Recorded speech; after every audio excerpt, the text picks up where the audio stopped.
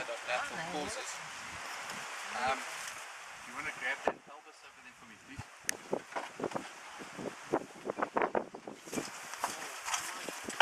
Okay, so that's how the skull should sit. It's like that. So this here is where the tusks are. Here is the eye. So you can see the tusks come just above the eye. So 1/3 of the tusks is in the socket. The rest, the other 2/3. Okay, so the ivory is not, thanks. The ivory is not solid. There's a nerve. So if you break the ivory off close to the nerve, it's like you having a toothache. It's really painful. All right. But the nerve is like it's cone shaped. It goes to a point. Okay, and it attaches right up at the top of the inside the ivory. So this here is the sinus. This is where just like you've got it. Okay, so the trunk comes off here, down, and then what they do is, I believe elephant cannot breathe through their mouths. They have to breathe through their nose. So when they go for a drink, push it in. Okay, I believe. I don't know if that's true or not, but that's what I was told. Okay. That's true. So what you've got here is your zygomatic arches, and this is what controls the lower jaw. Where's the lower jaw? Is it there? Is it broken? She's blocked.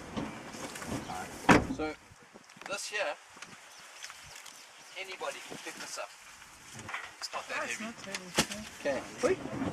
And the reason why is because it's got all these holes. This honeycomb like that. Do we have any doctors here? Anybody who's a doctor? Okay. Because there's a special name for this, and I can't remember. For the life of me, I can never remember what it's called. But basically, that is filled with a yellow, goo. It's not liquid. It's like an oil, but it's not oil. Does that make sense? This is where a lot of the marrow is produced and stuff like that. And this allows the elephant to carry its head. That's why they've got such short necks. Because their head is quite heavy. This is where all the muscle and your ligaments and everything attached to here. So that the elephant can move its head up and down to the side. Alright. Your ear hole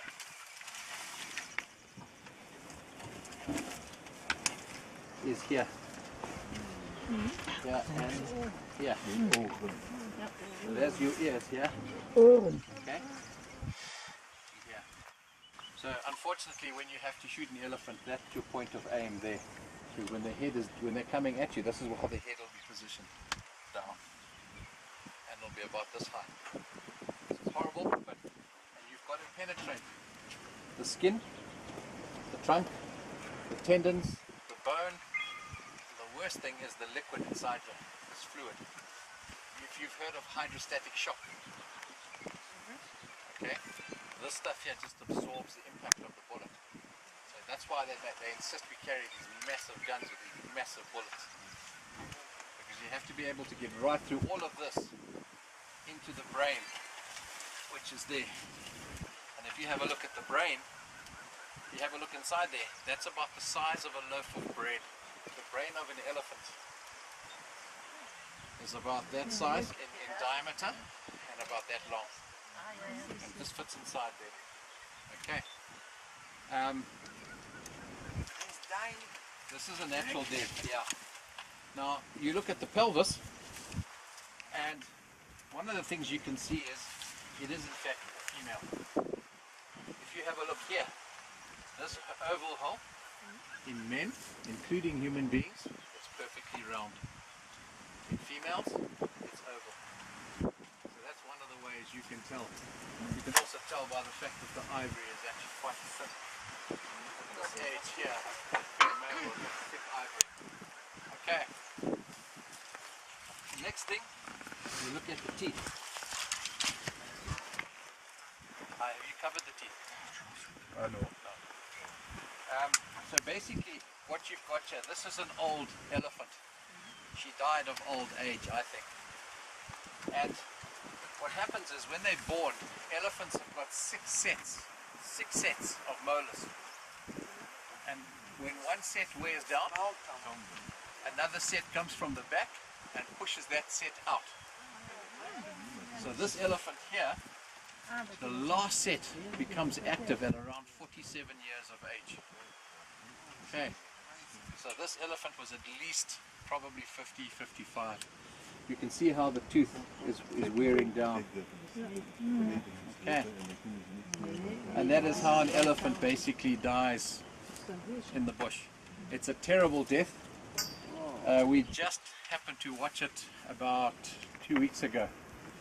An elephant that dies like this, it cannot cut its food anymore. It cannot chew. And when it does chew, the teeth are worn, so nothing's happening. It's not breaking down or getting any nutrients. Already elephants have got a really poor digestive system. Of the 200 kgs a bull will take on, or 175 kgs that a bull takes on every day, only 40% of that is actually utilized. The rest, out the south side. And it becomes food for other creatures. Okay, so when an elephant goes down, it stays down for about 48 hours. It's terrible. They're trying to get up, they're thirsty, they're tired, and then there's people driving backwards and forwards, so they're stressed out. And then if they're lucky, if they're very lucky, maybe hyenas will go and start eating them from the backside. So they eat from the anus to forward. It's not a nice thing. And this is also where I have an issue with people from overseas telling us what to do with our elephants. In the Kruger National Park, they've had to switch off a whole lot of pumps because there are too many elephants in the park. We're not allowed to cull them. We're not allowed to shoot them. But it's okay for an elephant to die of hunger or thirst. That's okay. That's natural selection. According to the people in the West, that's acceptable. What about the people that could actually eat that meat? We could sell the ivory and the skin and make money and put it back into conservation. Think about that. In the Kruger, they've actually got a factory. You can confirm this. They have a factory in the Kruger to process elephant meat. And yet they're not allowed to fire that factory up because the international community say if you cull, we will stop coming to the Kruger. And the Kruger sees about 1 million, 1.5 million people a year. A million people a year. That's how they make their money. And then this is what happens.